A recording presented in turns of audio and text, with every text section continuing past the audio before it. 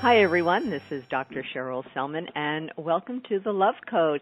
It's great having you with me today because we're going to have another inspiring conversation, opening your mind, opening your heart, and letting you tap into the vast potential that exists within you. In fact, that's really what this program is all about. It's about combining ancient wisdom with the latest quantum field, quantum science, understanding of who we are, and then giving you some practical tools, strategies, techniques, formulas that you can apply in your life on a daily basis to help you return to who you are and therefore access the ability to heal and transform any aspect of your life. And if you are very new to the show, because the show is just, has been birthed just a few weeks ago, and I'm thrilled to be able to be sharing this wonderful opportunity for enlightenment with you, because I also have another show on PRN, and that is What Women Must Know. So please go and check What Women Must Know every Thursday at 4 p.m., that is.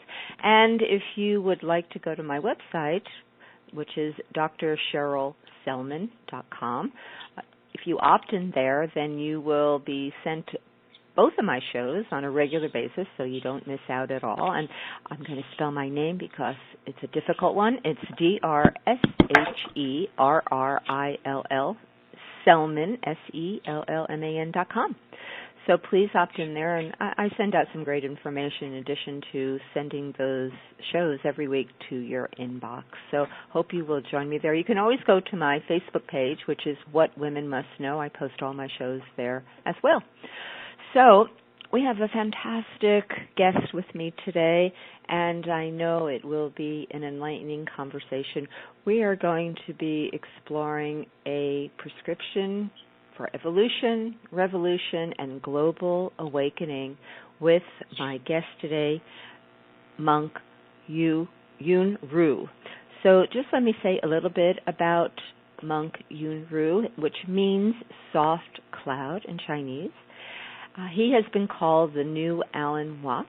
Born Arthur Rosenfeld in New York City, he received his academic background at Yale, Cornell, and the University of California, and was ordained a Taoist monk in China in 2012. Host of the hit national public television show Longevity Tai Chi, he is the author of more than 15 books, including award-winning novels optioned for film in Hollywood and Asia. His articles have appeared in Vogue, Vanity Fair, Parade, Newsweek, The Wall Street Journal, WebMD, Fox Business News, and numerous other websites and newspapers. Monk You Rou began his formal martial arts training in 1980 and has studied with some of China's top Tai Chi grandmasters. In 2011, he was named Tai Chi Master of the Year at the World Congress on Qigong and Traditional Chinese Medicine. So we have a great conversation in store, and it's my pleasure to welcome Monk You Rou to the show today. Hello, and welcome. Who was that guy you were talking about? All those things. I know. Don't you marvel? Don't you marvel at your life? I like I said, I'm just some little fellow with no hair on the other end of the phone. I don't know.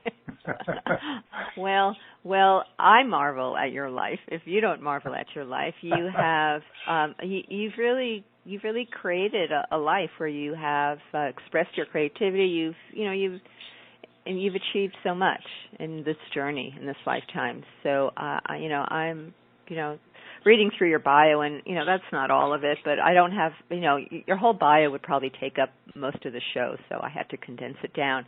But you really are doing extraordinary things with your life. You are bringing extraordinary healing and wisdom into the world, and congratulations on your new book, which has just been released in November, called Mad Monk Manifesto, a prescription for evolution, revolution, and global awakening.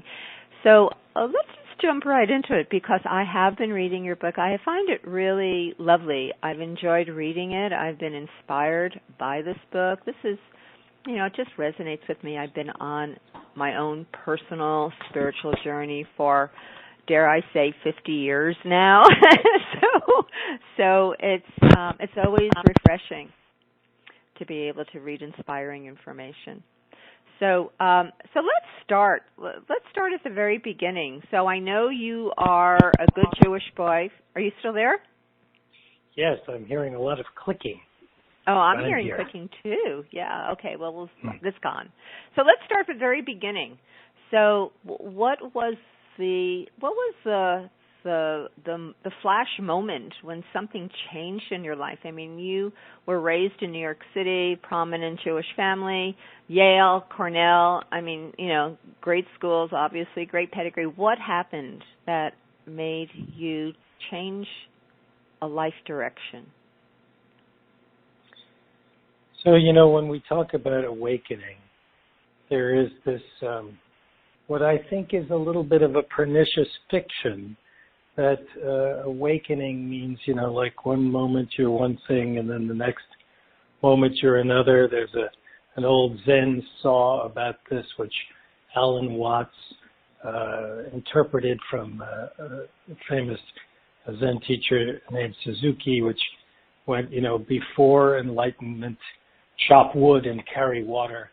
And Alan Watts said, after enlightenment, chop wood and carry water just 2 inches above the ground.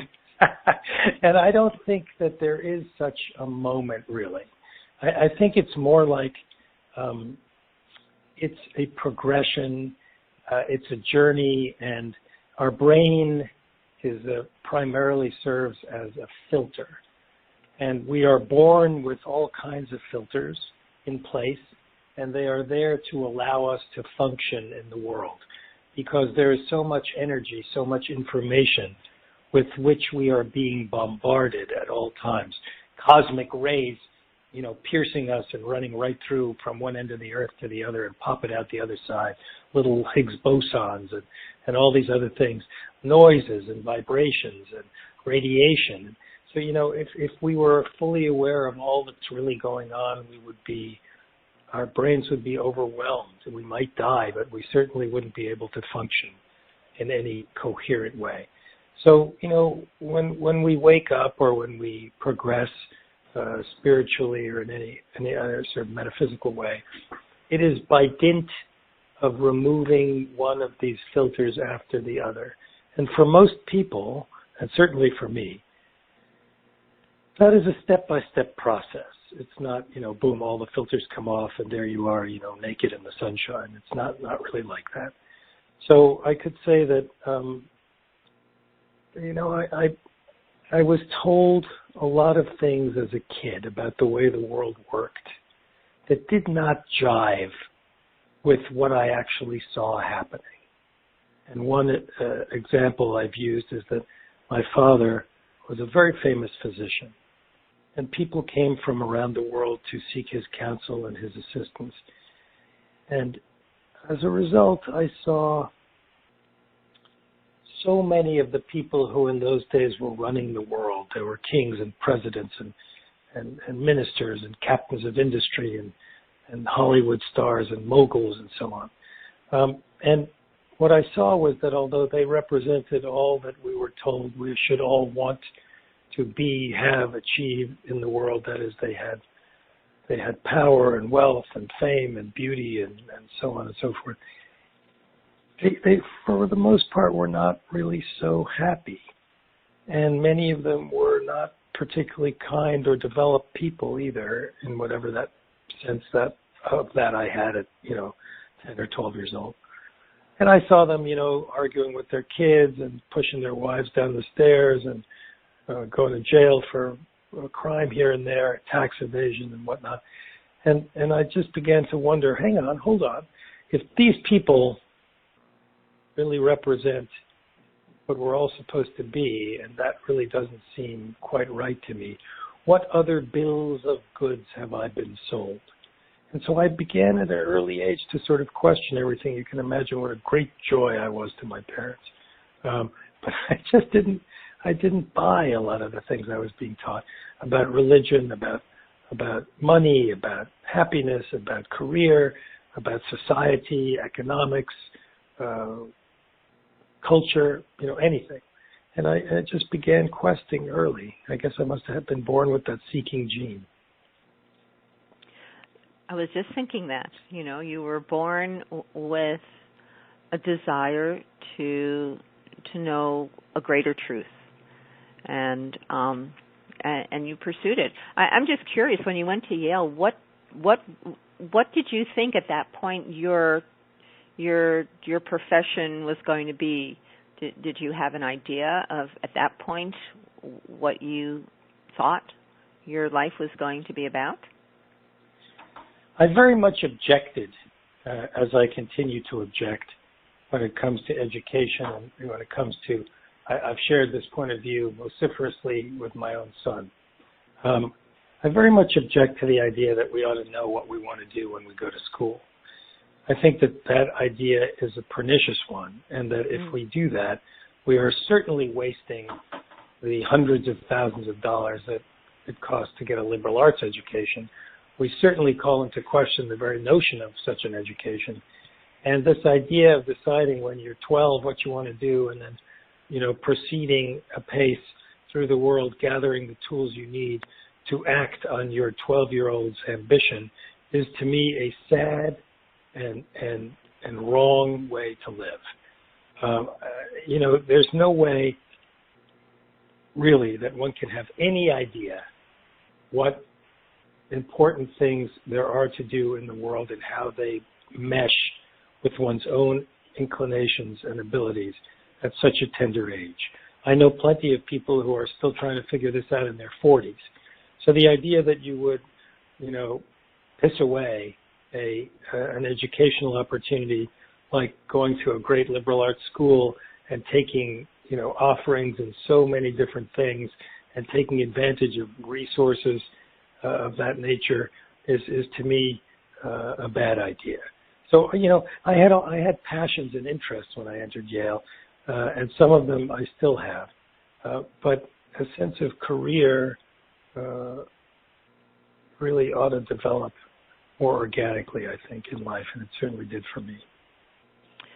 It brings up such an interesting point to explore, because in our culture, everything revolves around what you're going to be when you grow up, and everything revolves about getting an education for the purpose of developing skills as a career. The whole liberal arts concept is something that is not really valued right now in our culture very much. But the deeper question that you were questing for at a very early age is, what's the deeper purpose and meaning? And we think about our culture, and because I have been involved with various spiritual paths, and I've lived in India, and I've worked with a variety of modalities in my journey. It makes you have a much longer view of reality, of life, and also makes you question the greater purpose of who we are and why we're here, which seems to really have gotten lost in our 200 or so year old history in this country. We don't really have a long view. We don't even have access to a culture that has a long view, delving into the deeper meaning of our purpose in being here. So yes, there was a lot there, and some of the things that you referred to at the outset of what you just said made me squirm so uncomfortably that they reminded me of the reason why I wrote Mad Monk Manifesto in the first place. So first, let's get to the idea that liberal arts are not much valued. The reason why liberal arts education is not much valued now, and that we are all enslaved by tech devices and digital media and the incessant drum of news feeds and so on, is that it is in the interests of the people who are now running the world, who want various sorts of capital from us, whether that is our attention, because we have this thing called the attention economy, where our eyeball time on things is sold as a commodity, or it's our physical work, manual labor, or the time we spend at our desks, or, of course, our own checkbook. So these things are fought over, these assets and resources that we each have. They are fought over by people who do not have our best interests at heart. They are people who have their own agendas. And the one thing they do not want us to do is to think deeply about anything. So if we think deeply, we begin to do what you and I are doing now, which is to discuss and question and wonder about the order of things and whether it is natural or unnatural and whose agenda we are actually serving. So the idea that, a liberal arts education is not much valued in the current culture, first of all, I don't think we have a culture. We have sort of an anti-culture. America has become, and maybe it always was, I don't know for sure about that because I'm not a sufficiently well-versed student of American history, but certainly it has become a marketplace more than a nation. There are many, many different Americas, and each of them resembles sort of a shop in a shopping mall. Everything is about, you go into the mall and you pick what you want. But as far as being a nation of ideals or ideas, that may or may not have been true at the outset, but it certainly isn't true now. And so, what we have is this mad frenzy of materialism. So, of course, if we're talking about liberal arts education or spiritual questing or looking to see what needs to be done in the world and what kind of a life you can have meeting those needs using your assets and your personality and your passions to their best degree, then none of those things are supportive of this system, and the system is sort of set up to work against them. So, in my book, I trace the consequences of making personal changes, and I liken the process to dropping a stone into the water and watching the ever-widening circles or ripples radiate from the point of impact.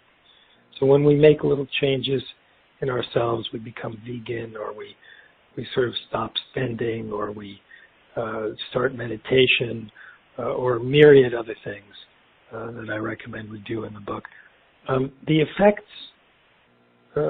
move outward first towards the people who are closest to us, and then, towards a little bit larger community. And, they continue on out until eventually they are absorbed into the world of sentient beings. And, seeing things this way makes you wonder why people say, what you are going to become instead of who you are going to become, and say, what do you do instead of asking, who are you? And these are things that, in my view, really need to change. So I'm going to take that from there and go a little further. Why do you think it needs to change? So the first answer is that it is not all about us. This is a difficult pill for all of us to swallow because we're in an all-about-me culture, anti-culture. But it isn't, in fact, all about us. And it's not even all about human beings.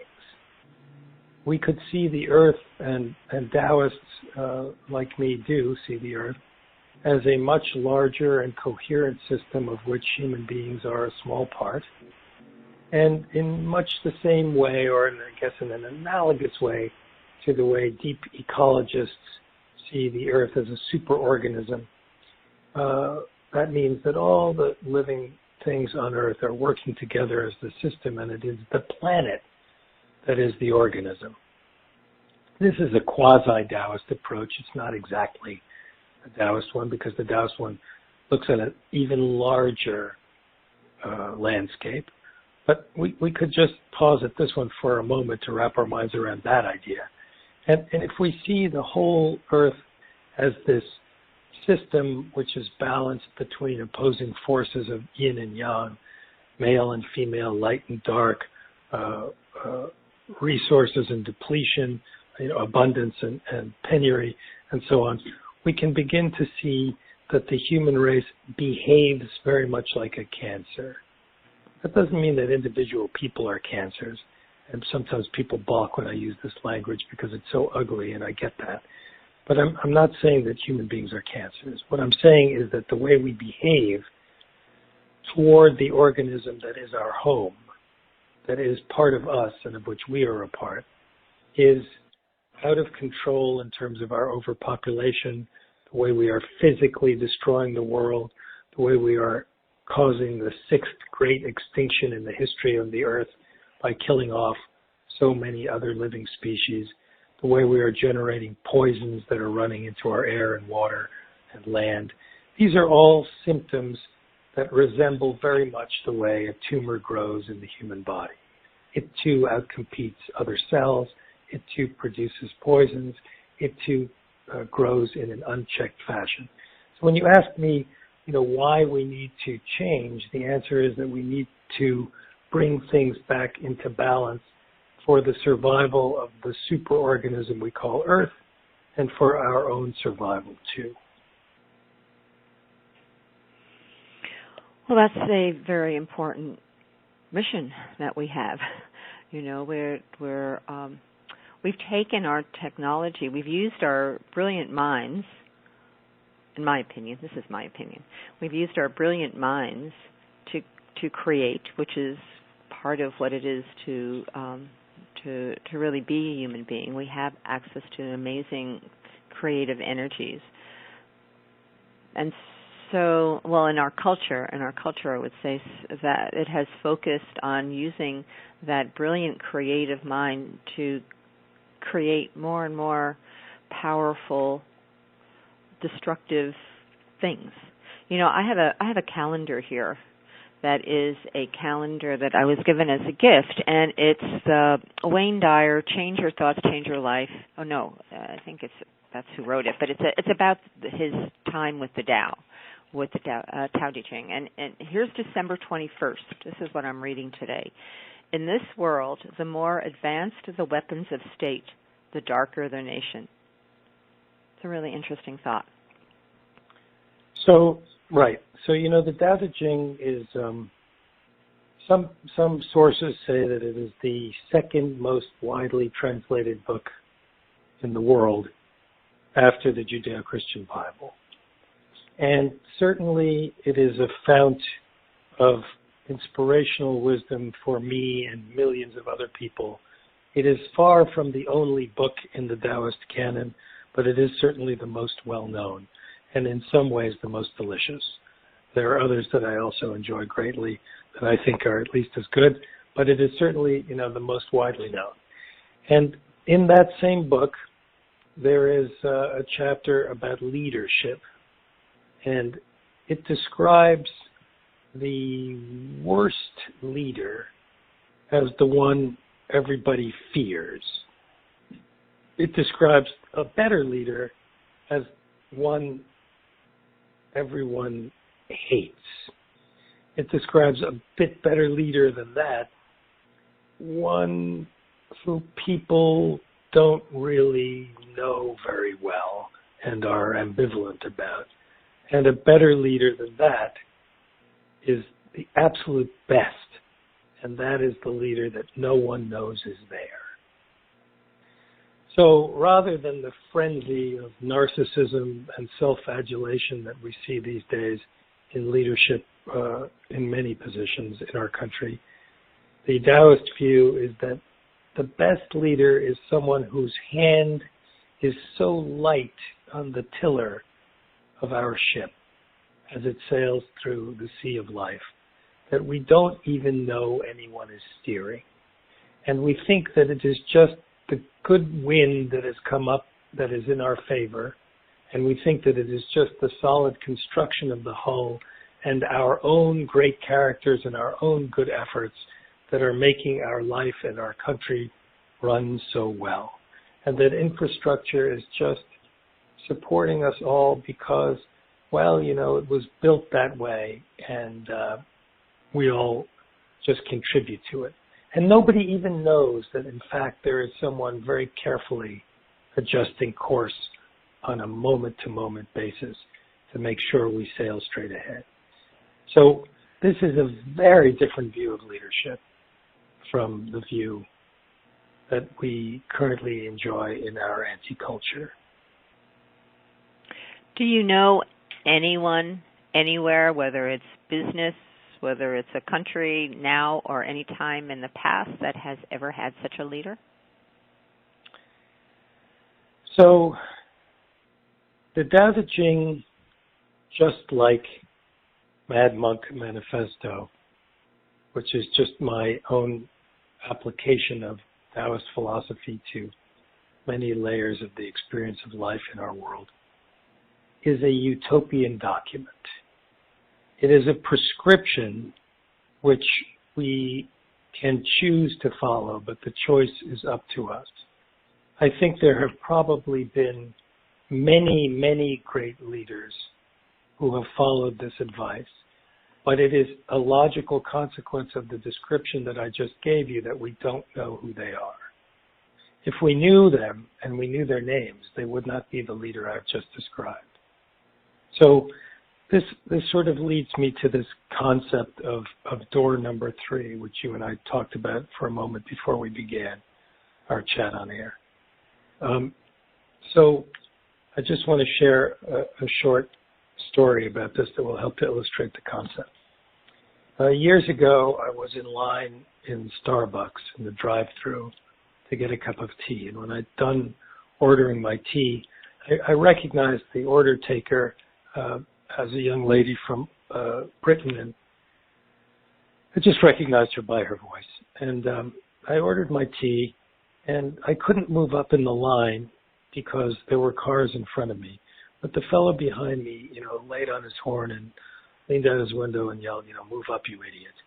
And there was nowhere for me to go because there was maybe 3 or 4 inches between my bumper and the car in front of me. After he did that, because I am such a great and enlightened master, my first thought was, I'm going to jump out of the car and send this guy to the hospital. How about that? It was right before Christmas. I think I'm going to send him for a holiday visit to the dentist. And so I begin to open my door, and as I open my door, I look in the rearview mirror, the side mirror, and I see his face, which is sort of florid and agitated, and I see my own expression in the mirror, and I look just like him.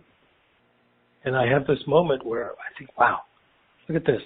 Whatever he's got, it has communicated itself to me. I've caught that disease. And when I had this epiphany, I closed the door and I didn't get out. And when I got up to the window to pay, I said, she said it'll be $1.85 or whatever for your tea. And I said, actually, I'd like to buy the coffee for the guy behind me. And she said, what? But he's an arse. I've heard all that. He's yelling and all that from the speaker. And I said, yeah, well, you don't know. Maybe he just found out that his wife has cancer, or he lost his job, or his kid is sick, or who knows what's going on in his life. And let's just buy him his coffee, and I'll be on my way. And she said, but the problem is he's not buying coffee. He's buying breakfast for his whole office, and it's this obscene amount of money. And I looked in my wallet, and as is so often sadly the case, there's a lone $10 bill in there, and I think, oh boy, I wasn't really thinking of that. But I give her my credit card. I say, here, do it. She says, what? I say, yes, do it. Do it quickly before I change my mind. and so, I do it, and she says, you're sure? I said, just do it. And then I do it, and I drive away, and I am in a blissful state. I have recovered my equilibrium. I'm not angry about this guy. I'm not thinking about myself. I just get on with my day. And 5 or 6 hours later, when I come home, I find that my messages, I have a long, endless string of voicemails, and I start listening to them. And they're at first from the Starbucks asking me to please call them. And I'm, being, as you pointed out, a Jewish boy from New York, my first thought is that the credit card wasn't good. I know it was. And then there's more messages from the Starbucks manager and on and on. And then, unbelievably, there's a message from a news reporter. I can't remember if it was NBC or CBS. A news reporter looking to talk to me. And this news reporter leaves quite a few messages. And as I'm going incredulously through this string of messages, my phone rings and it's the reporter. And he says, oh, good, I got you. I'm going to come to your house. I said, what? what is this all about? He says, well, you're the one who was in Starbucks. And I said, oh, my God, is this a holiday story about philanthropy? Because if it is, you need to call Bill Gates. There's nothing here. There's no story. Go away. You're not coming to my house. He says, no. But what you don't understand is that what you did was at 8:30 this morning, and it's 3 o'clock in the afternoon now, and it's still going on. And I said, what's still going on? He said, well, when you paid for him, he paid for the person behind them, and then behind them, and behind them, and they've been doing this in the string of this pay it forward thing. I guess I was the one that started that crazy thing with the movie and all that. But it doesn't make sense because it's paid backward. But anyway, I met him at the Starbucks. I didn't want him to come to my house, and I explained to him about this concept which relates not only to the ripples in the pond that I talked about earlier, but to your question about leadership. I said, look, we have 3 choices. Door number 1, he honks, I get out, and I bust him in the face with my fist. Force against force. Door number 2, I get out, and I go to his window and I say, you're right, I'm an idiot. Let me see if I can spit shine your windshield for you and clean your hubcaps with my elbow. Is there anything else I can do for you, Your Highness? And that door is yielding, right? And neither one of those 2 doors is an acceptable way to go through life. So door number 3 is defined by being a unique and creative solution to every situation of conflict, which is simply not door number 1 and not door number 2. And it might be different in every case. And in my case, what would make me restore my monk's equilibrium, my cool dude feeling, was just to buy him coffee and be done with it. Completely out of the blue thing. And so, our challenge in life is often to find our door number 3. And it does take some training and discipline and experience and, maybe some inspiration to get into the mode of always looking for door number 3, but I think it's a pretty good prescription. And not only did door number 3 create a creative solution to an issue, but it had far-reaching ramifications. Yes, and that was the time when I began to think differently about ego and effort, which is something we talked about a little bit when we started, and about how we can be in the world and advance our way of looking at things without making it all about us. And sometimes leading by example and leading by service is a more enduringly effective way of getting higher ideas across than trumpeting your own stuff. So it leads me to the thought that so much of our culture is reactive. We're reacting because we haven't trained our emotions, we haven't trained our thinking processes, so we're reacting, and that's resulting in tremendous amount of stress. That's such a big topic these days. I mean, everything is now acknowledged as created from stress, whether it's health issues, whether it's financial challenges, relationship challenges. Just everything is disrupted when we live in a stressful state. And I guess if there is no other reason for people to be open and curious to the kinds of things that we're talking about today, what the show is about, is because it is an antidote to living a stressful life if you choose to apply what people have an opportunity to learn. And it goes back to also the need for discipline in one's life if you want to change anything. Do you want to share some of your thoughts about that? So I agree with what you said, and I think there's 2 pieces to it. One piece is our self-cultivation. But earlier in our talk, you asked me why we need to change the world. And the answer is this. If there is a car horn or a car alarm going off outside your window at 5:32 every morning, and it wakes you from a sound sleep in the last, hour that you have to sleep, maybe you're in REM sleep and you're having a delicious dream, and every morning that bloody thing goes off and wakes you up. There are two things that need to be done, not just one. Neither one is enough, but two things, yin and yang. One, you have to better insulate your window and wear a pair of earplugs and go to bed a little bit earlier so that you can rise a little bit earlier to accommodate the reality of your environment.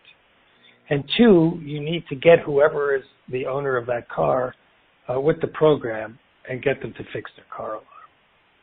So, we need to do both the internal work and the external work. And the Mad Monk Manifesto links those two areas of effort together in a continuum and says that changing the internal work will eventually resolve the external problem. So when you asked me why we need to do this work, I cited the disastrous trajectory of humankind and our planet at the moment and how necessary it is to alter that trajectory.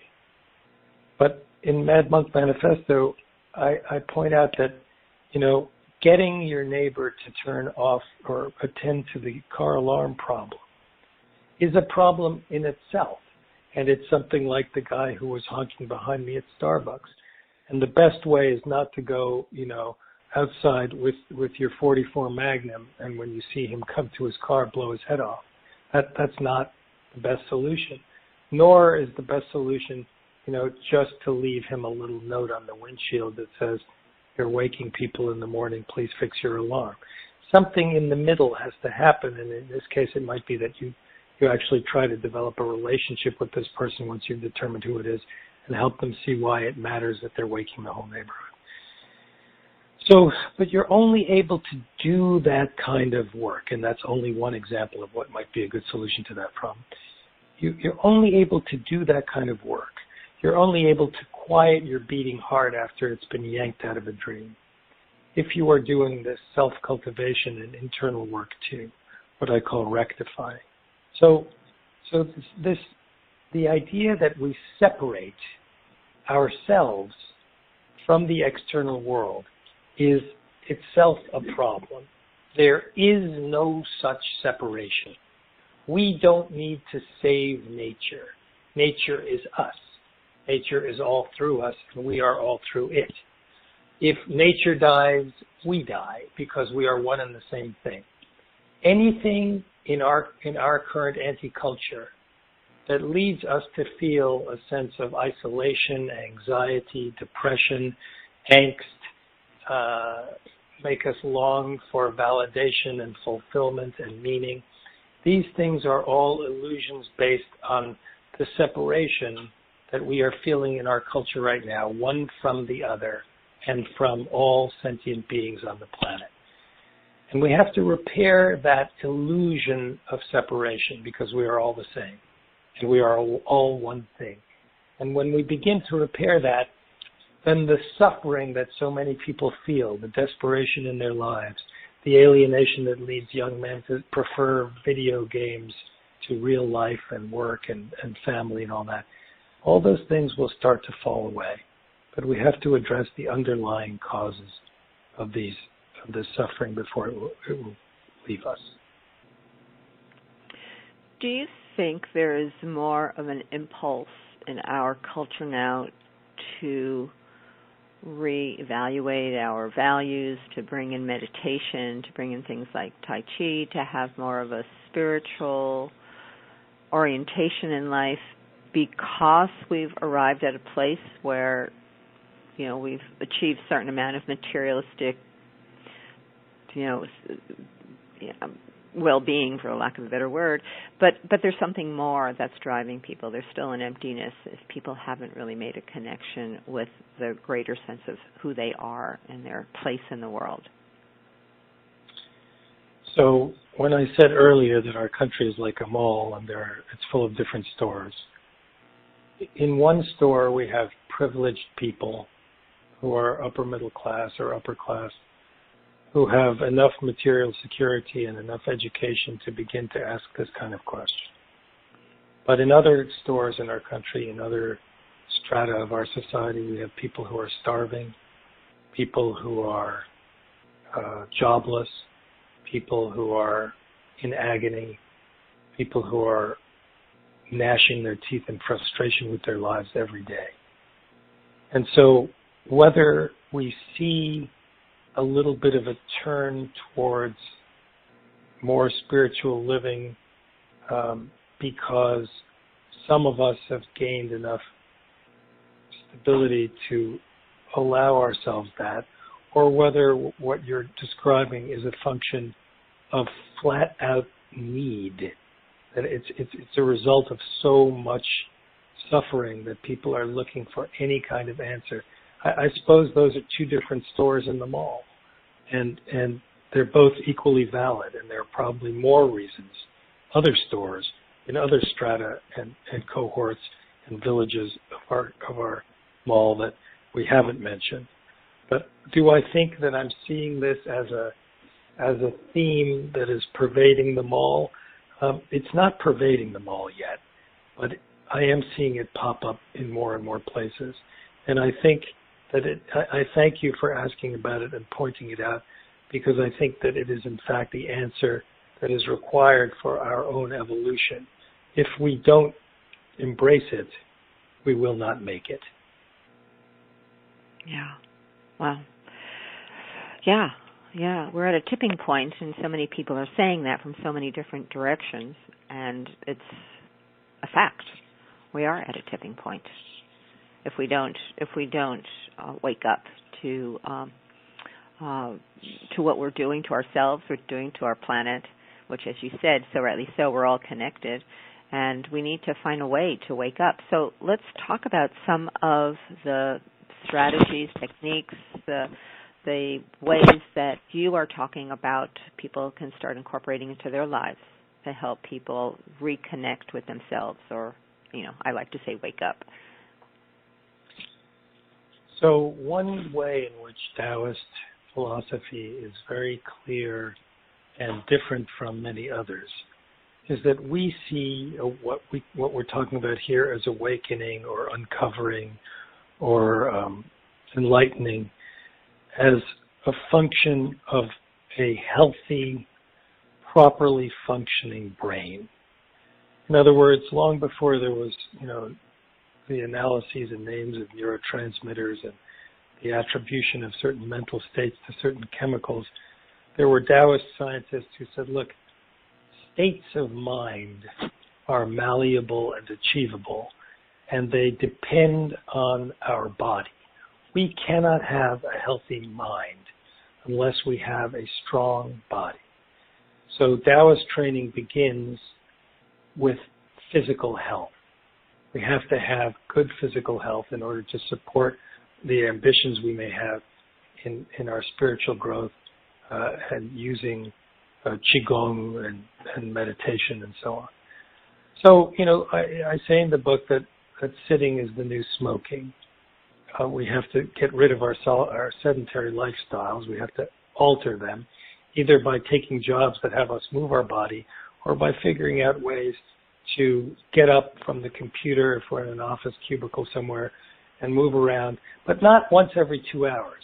We need to do that every 15 or 20 minutes. We need to have standing desks. We need cycling desks. We need to have ways of using our body. We have to take more frequent breaks, and we have to counter the ill effects of the sedentary job we may have with a lot of exercise. And for people who say, well, this is all very nice, but how do you find time to do all of that? It's all I can do to, get my kid fed enough. And my answer to that is 5 hours is the average amount of time Americans spend watching television each night.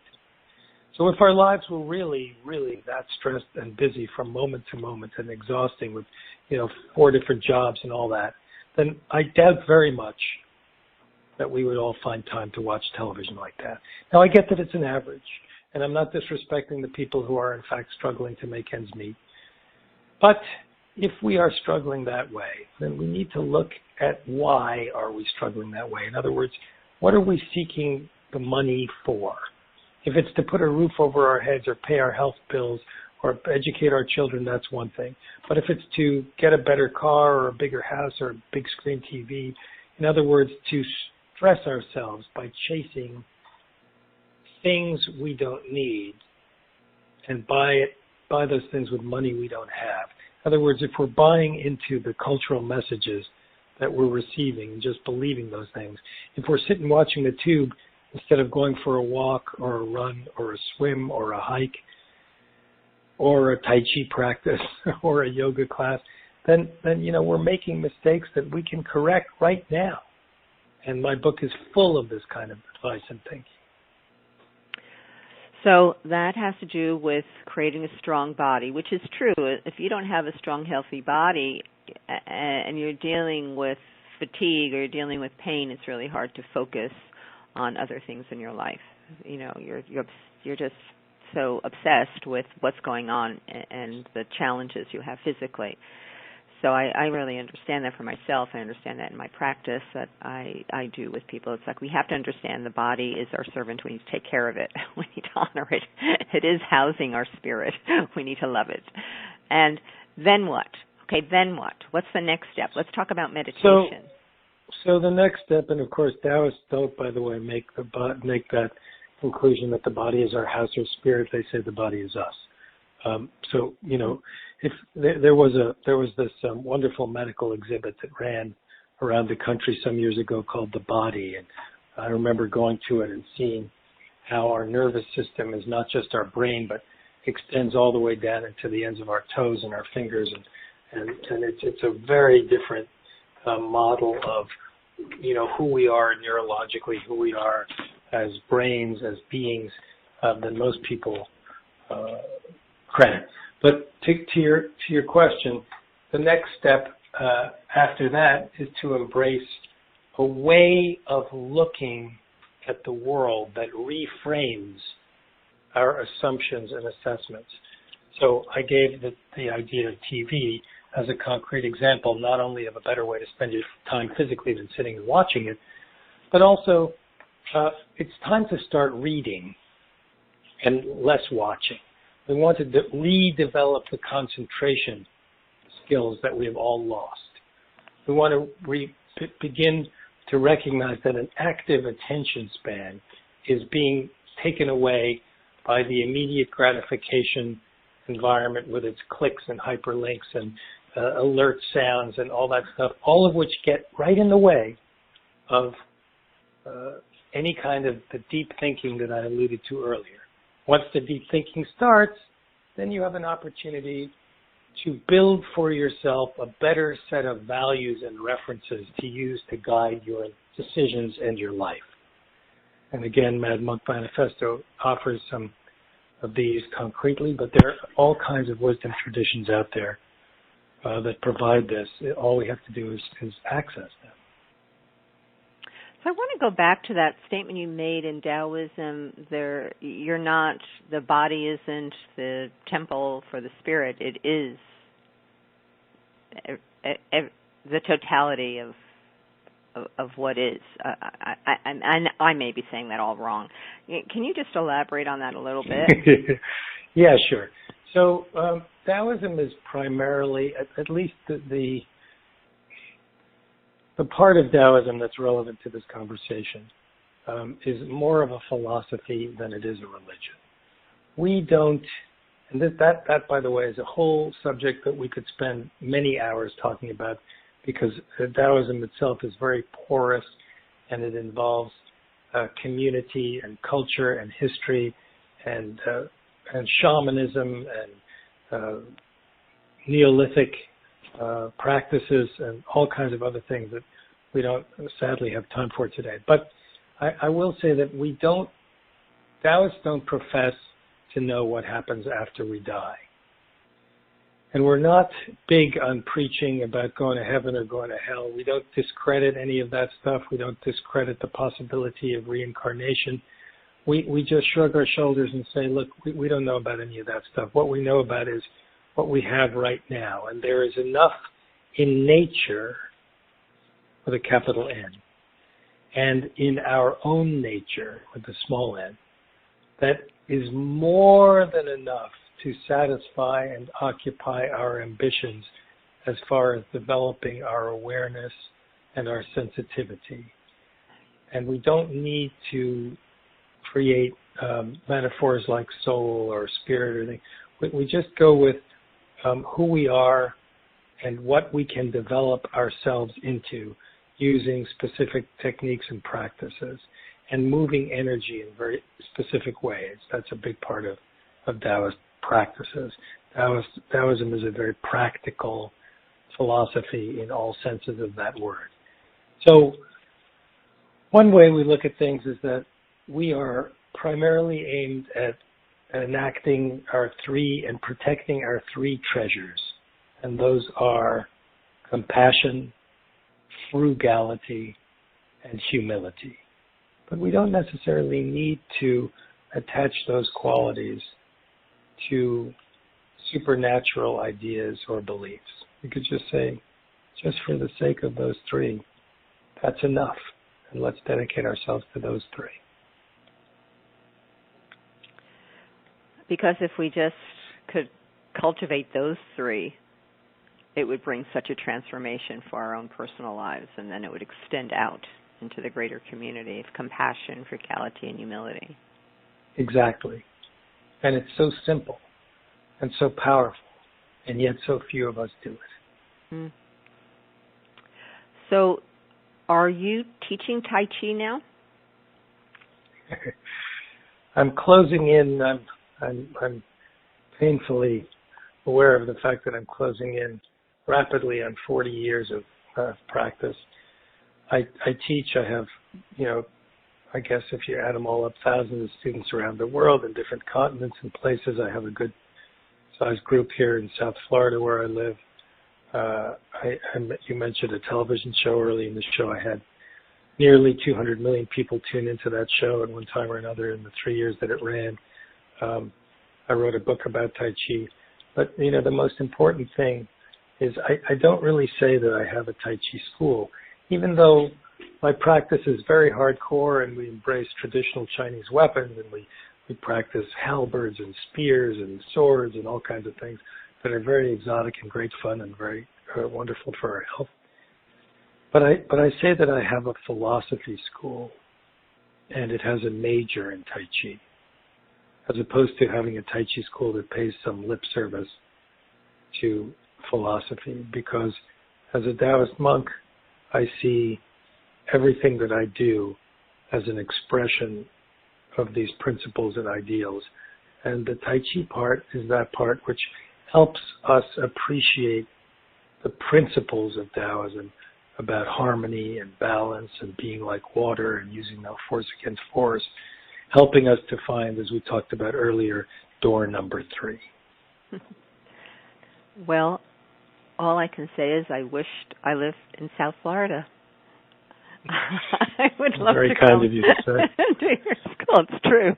It's true. But because I don't, and because most of us do not live in South Florida, I invite people to go to your website.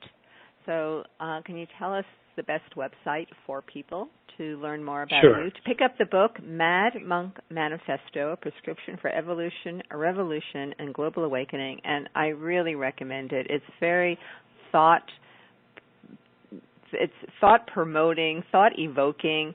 I think that it will give people a lot to ponder in a good way. So I highly recommend Mad Monk Manifesto, which I've been thoroughly enjoying reading myself. So let's get your website. So thank you for those kind comments.